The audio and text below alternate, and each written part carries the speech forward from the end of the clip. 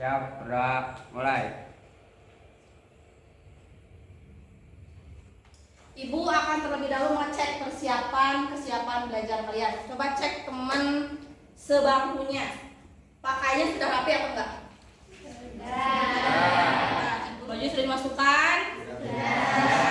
Oke. Sudah siap buat belajar? Untuk cek fokus belajar, kita akan simulasi ups and downs. Biar kalian fokusnya itu terlatih ya, karena kita nanti akan mendapatkan materi selanjutnya. Simulasikan ya sama ibu sama Tali ya. Kalian lihat ya. Kalau ibu ups itu kan berarti bahasa Indonesia ke atas ya. Downs itu ke bawah. Kelihatan nggak? Semua ini kelihatan? Nah, kalau ibu bilang ups ya, berarti tangan Tali ke atas. Nah, berarti ibu menang ya. Nah, kalau ibu bilang downs, nah berarti Tali menang. Ibu kan? Kalah. Oke, paham? Paham. Silakan sekarang simulasikan bersama teman sebangku kalian. Fokus.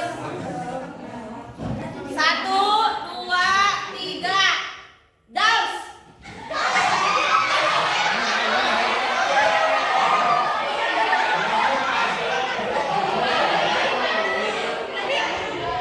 Oke, selesai. Sepertinya kalian sudah fokus untuk belajar ya. Sebelum memasuki pembelajaran, ibu mau cek presensi dulu. Ini kelas Apriansa. Hadir. Aldi. Hadir. Hadir. Alia. Hadir. Ulan. Zaldi. Hadir. Alhamdulillah hari ini lengkap semua ya. Oke. Hari ini ya kita akan belajar mengenai zaman pendudukan Jepang. Tentunya kita ada tujuan yang harus dicapai hari ini ya. Coba satu orang siapa yang mau membantu ibu membacakan tujuannya apa aja? Coba Nanda, oke? Tujuannya apa? Tujuan pembelajaran 1. Peserta didik mampu memahami keterkaitan restorasi Meiji dengan keterlibatan Jepang dalam PDJ. 3. Peserta didik mampu memahami strategi Jepang sebagai saudara tua untuk mendapatkan simpati rakyat. Oke.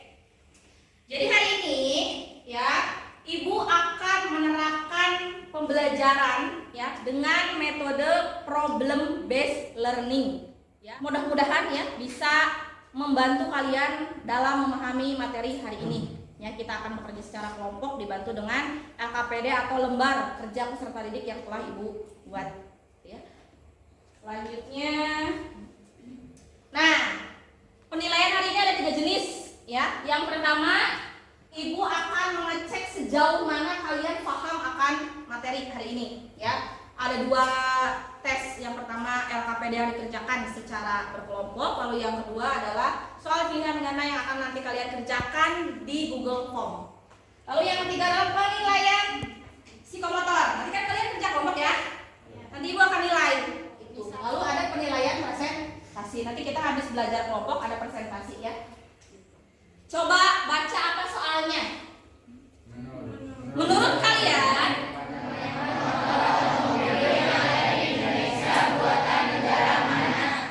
Jepang ya, pabrikannya rata-rata dari negara Jepang ya.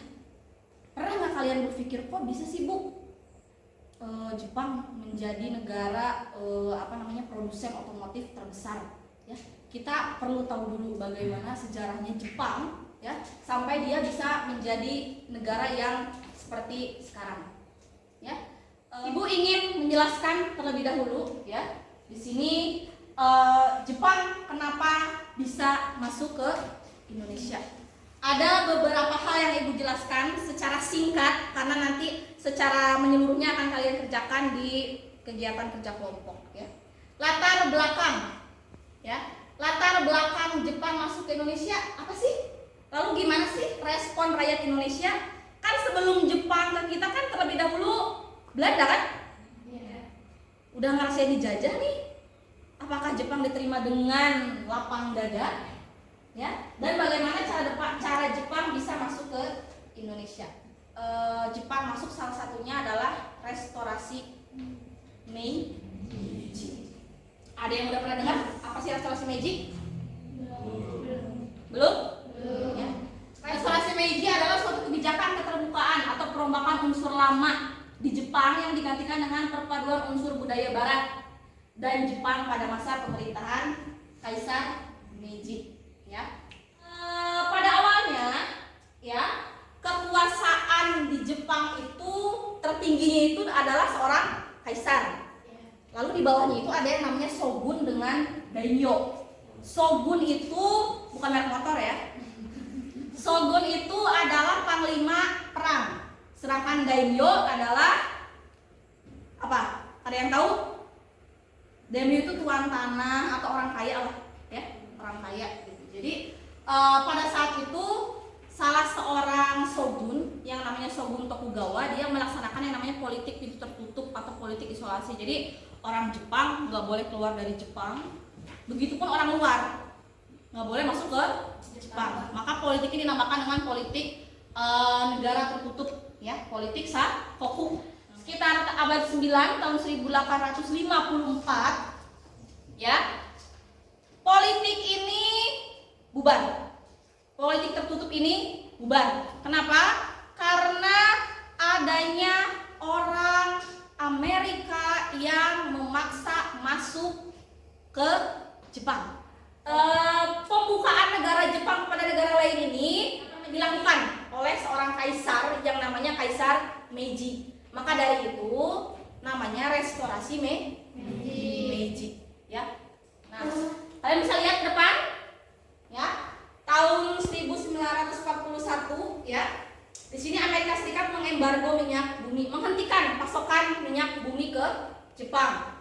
Ya, Jepang sangat butuh minyak bumi. Ya, maka dari itu Jepang menyerang pangkalan militer milik Amerika yang ada di Hawaii dan Jepang menang.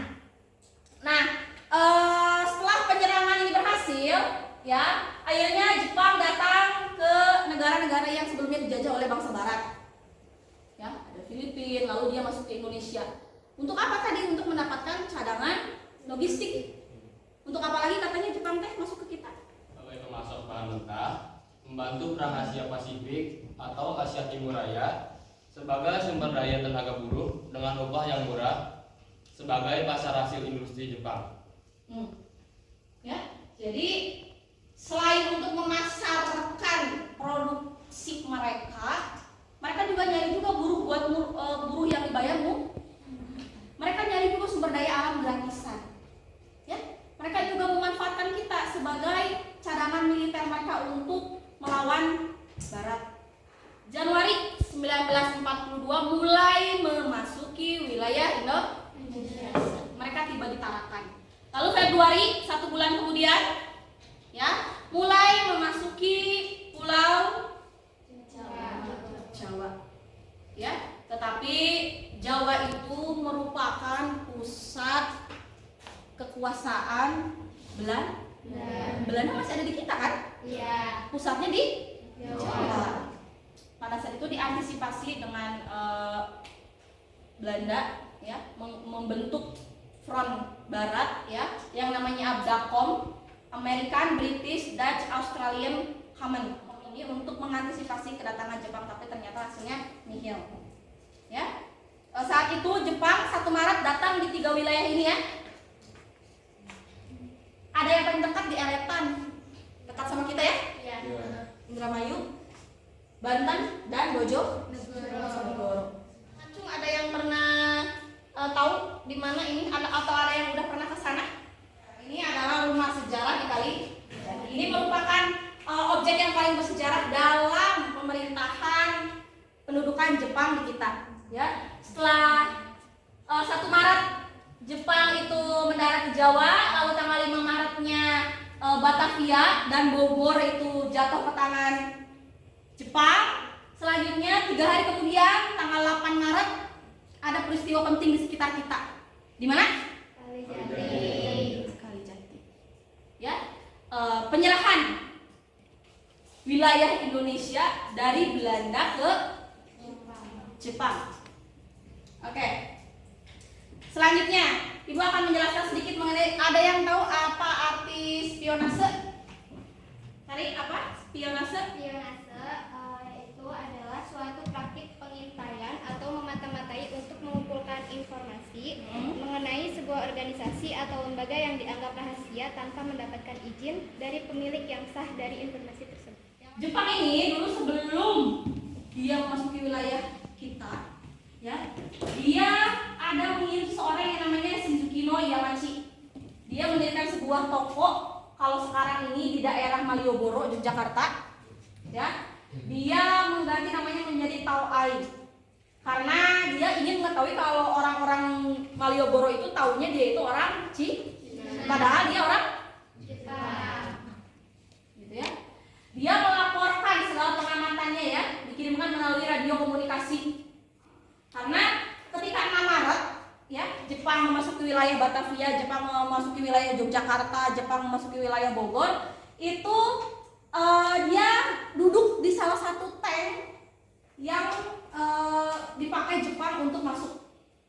Gimana sih sambutan rakyat Jepang ke kita? Rakyat kita ke Jepang? Jepang berdalih menyatakan diri sebagai saudara tua Asia. Karena rakyat itu pada saat itu percaya dengan yang namanya ramalan Jayabaya. Rakyat itu percaya dengan Jepang akan memberi janji kemerdekaan. Oke, ada yang ingin ditanyakan? Gisel, mangga, silakan. Kenapa bendera Indonesia boleh dikibarkan bersamaan dengan bendera Jepang? Oke, satu dulu ya, nanti ibu tampung yang lainnya. Ada yang mau menjawab? Kenapa kira-kira? Ya, terima kasih Sukandi jawabannya dan terima kasih Gisel pertanyaannya. Tujuannya adalah untuk mengambil hati. Selanjutnya, yang ingin bertanya? Kenapa Jepang pertama datang ke Indonesia itu di daerah Tarakan? Kenapa enggak di daerah Jawa aja? Oke, ada yang bisa menjawab lagi? Silakan, Sukandi. Oke. Jawa ada masukan belakang. Oke. Terima kasih jawabannya Sukandi. Oke, ibu tambahin ya. Tujuan Jepang ke Tarakan itu ingin menguasai sumber daya alam. Kita tahu ya sampai sekarang wilayah Kalimantan itu kaya dengan minyak bumi, timah, nikel, batu bara. Ya. Oke. Selanjutnya setelah mendengar penjelasan dari ibu ya tadi, kita hari ini akan bekerja kelompok. Ibu akan membagi kelas ke dalam 8 kelompok seperti sebelumnya, kelompok permanen yang telah kita buat ya. Jumlahnya berarti kalau dibagi 8 ada 4, ada yang 5 ya. Ini heterogen ya, ibu bagi heterogen, secara heterogen ibu bagi secara merata, baik laki-laki dan perempuannya maupun secara kemampuannya. Nah, silakan kalian terlebih dahulu duduk berkelompok. Lihat instruksi tangan ibu. Kelompok 1, 2, 3, 4, 5, 6, 7, 8. Selanjutnya pembelajaran kali ini kalian akan mengerjakan ini lembar kerja peserta didik. Di sini ada soal ya. Satu kelompok itu ada soal yang harus dikerjakan oleh satu kelompok, nanti ibu akan bagi. Lalu kalian akan mendapatkan bahan ajar. Bahan ajarnya ibu integrasikan dengan tipe ya atau teknologi ya dalam pembelajaran sejarah. Ibu sudah mengirimkan link ke grup kelas kalian bahan ajar. Sudah ada? Sudah ada, oke. Dibuka dulu. Jadi kalian menjawab ini berdasarkan pertama penjelasan dari ibu ya. Kedua, berdasarkan bahan ajar yang sudah ibu bagikan. Ya, yang ketiga berdasarkan buku paket atau literatur internet lain yang kalian pakai. Dengan catatan, setiap kalian mengambil jawaban atau dari internet, kalian harus mencatat sumbernya itu dari mana, jelas apa enggak. Paham ya? Nah, kelompok 1 mana? Kelompok 2 7 8. Oke. Ya, waktunya 40 menit. Nanti habis ini kita presentasi. Ya.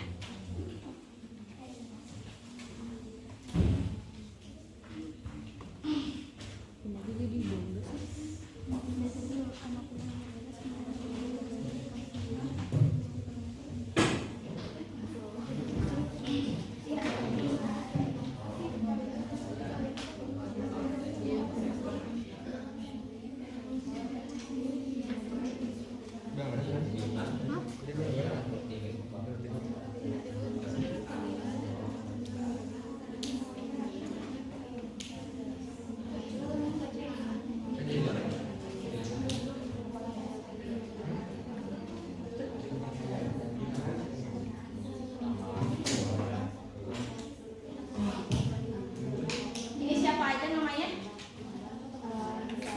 Gisela, Naila, Putri. Ada pertanyaan?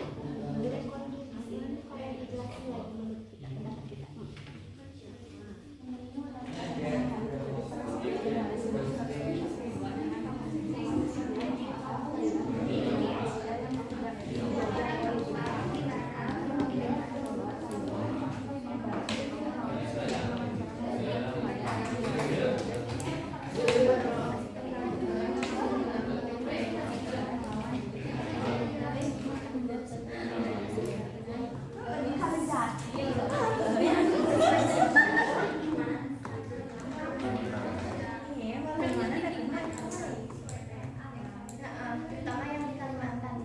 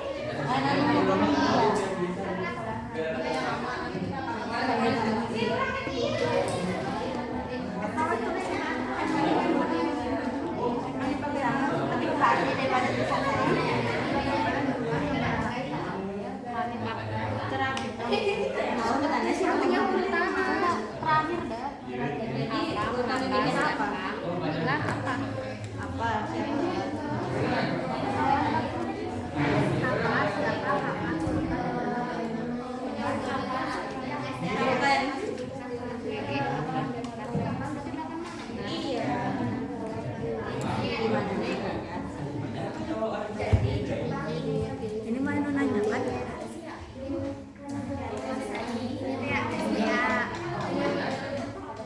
10 menit lagi.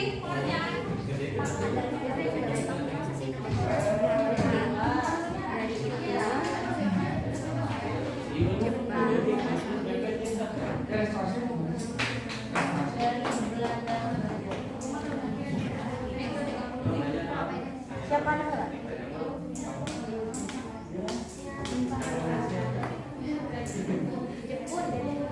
Japanese. Negara Belanda terus gubernurnya bawa. Belanda doang.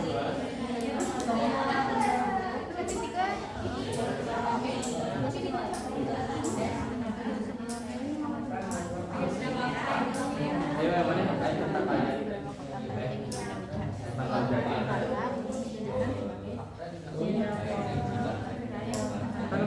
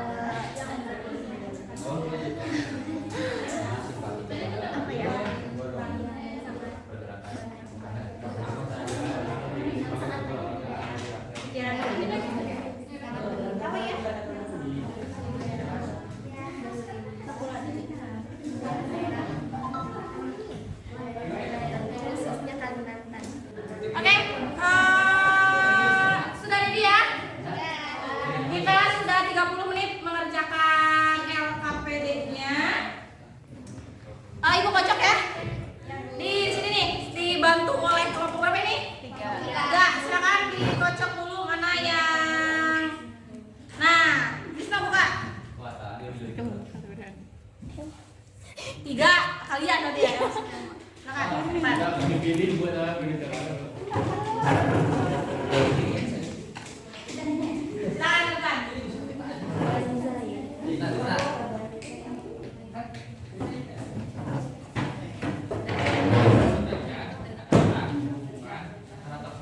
Anak yang lainnya, tolong perhatikan dulu. Kita sudah beres mengerjakan LKPD. Tolong siapkan pertanyaan. Jika ada yang ingin bertanya, tapi karena kita terbatas waktu ya, jadi satu kelompok maksimal 2 aja lah yang nanya maksimal. Maksimal. Kan maksimal aku bilang. Silakan. Assalamualaikum warahmatullahi wabarakatuh. Waalaikumsalam warahmatullahi wabarakatuh. Kami dari kelompok 3 akan mempresentasikan hasil diskusi kami dan kelanjutannya dari materi atau pertanyaan akan dibahas oleh Sheryl. Yang pertama, amatilah gambar pengeboran karbon. Kemudian rekonstruksi berdasarkan versi kalian sendiri. Apa hubungan pernyataan di atas dengan gambar tersebut yang akan dilihat oleh Jepang melakukan pengeboman harbor ke daerah barat guna mengalahkan wilayah barat dan menguasai wilayah Asia. Jepang juga datang ke wilayah Asia untuk memanfaatkan sumber daya alam serta untuk mempekerjakan dengan upah yang rendah.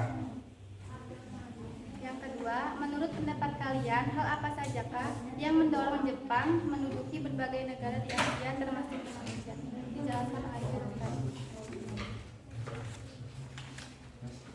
Ada beberapa faktor yang mendorong Jepang untuk menduduki wilayah Indonesia.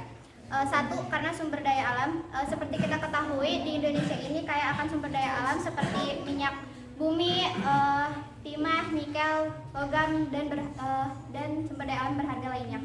Nah, Jepang ini ingin menguasai untuk mengambil sumber daya alam sebagai kebutuhan atau pasukan industri dan perekonomian mereka. Kedua, perlawanan terhadap kolonialisme Barat. Nah, menggunakan narasi anti kolonialisme Barat untuk melegitimasi penduduk Asia termasuk Indonesia. Ketiga, pengaruh politik dan ekonomi. Selanjutnya, keempat, wilayah strategis. Nah, Jepang ini menguasai wilayah Indonesia untuk mengambil keuntungan seperti militer dan politik. Setelah itu ada yang terakhir, ekspansi imperial, yaitu ambisi untuk memperluas wilayah kekuasaan di Asia termasuk Indonesia.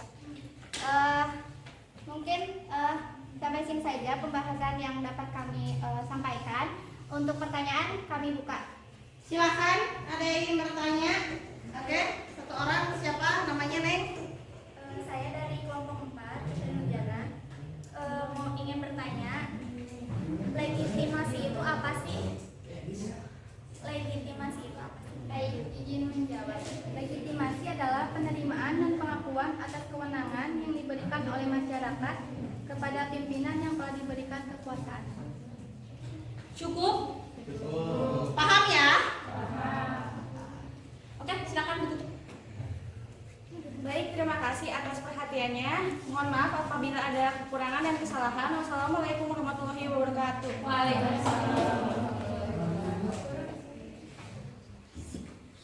Jadi feodalis ini sistem pemerintahan yang lebih jadi yang punya modal. Golongan bangsawan tadi seperti disebutin daimyo kan, gitu. Atau shogun yang punya kekuasaan dalam bidang militer. Untuk sesi presentasi alhamdulillah sudah semua ya. Sekarang memasuki sesi evaluasi ya. Ibu akan kirimkan soal Google Form ke grup kelas kalian. Silakan kalian isi, waktunya hanya 10 menit.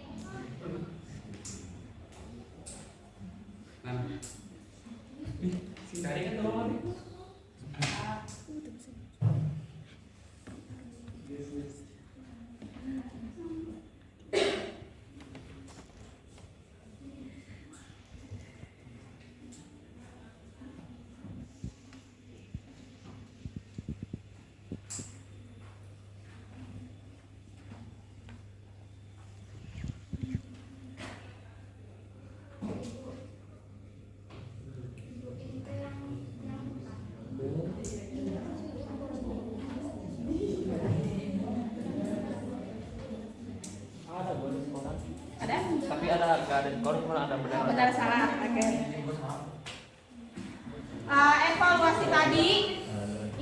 kerjakan ini sudah memasuki kegiatan penutup pembelajaran kita hari ini. Nah, untuk refleksi pembelajaran hari ini, kira-kira ada yang bisa menyimpulkan apa sih yang manfaat kita belajar hari ini itu apa dalam kehidupan kita sehari? Dari pelajaran sekarang yaitu jangan mudah percaya pada orang lain.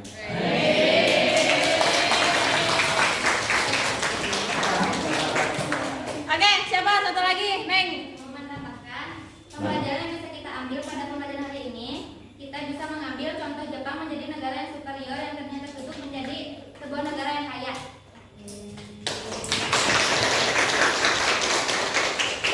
Jadi setelah kalian tadi belajar kurang lebih selama 2 jam pelajaran ya, 2 kali 45 menit. Setelah mendengarkan penjelasan dari Ibu, melakukan pengerjaan LKPD, melakukan evaluasi ya, kalian bisa mengambil pelajaran. Salah satunya adalah jangan mudah percaya kepada orang lain. Jepang memang dengan semudah itu masuk ya, diterima dengan lapang dada, bahkan ya manis di depan gitu ya. Jangan mudah percaya dengan orang lain. Lalu yang selanjutnya tadi kita bisa mencontoh juga Jepang. Dari yang tadinya tertutup, nggak punya apa-apa, nggak bisa apa-apa, hingga bisa menjadi negara yang bisa menguasai dunia. Sampai dengan sekarang, ya, bisa kita hubungkan benang merahnya, ya, Jepang menjadi negara yang superior dalam hal industri otomotif. Padahal dulunya ya, tahu sendiri kan yang tadi Ibu jelasin, Jepang tertutup dari segi pendidikan, ekonomi, sosial, budaya gitu ya. Pembelajaran hari ini mudah-mudahan materinya bisa sampai ke kalian. Nyampe nggak materinya? Ngerti nggak? Oke. Tugas selanjutnya tadi LKPD yang kalian buat itu harus dipindahkan ke Canva. Kalian bikin infografis, nanti dikumpulkan di pertemuan selanjutnya. Ya, ada pertanyaan dulu dari kalian ke Ibu? Tidak ada. Minggu depan kita belajar seperti biasa ya. Untuk pembelajaran hari ini jika tidak ada yang ditanyakan bisa ditutup kembali oleh KM. Silakan KM. Mengakhiri pembelajaran hari ini sudah mulai.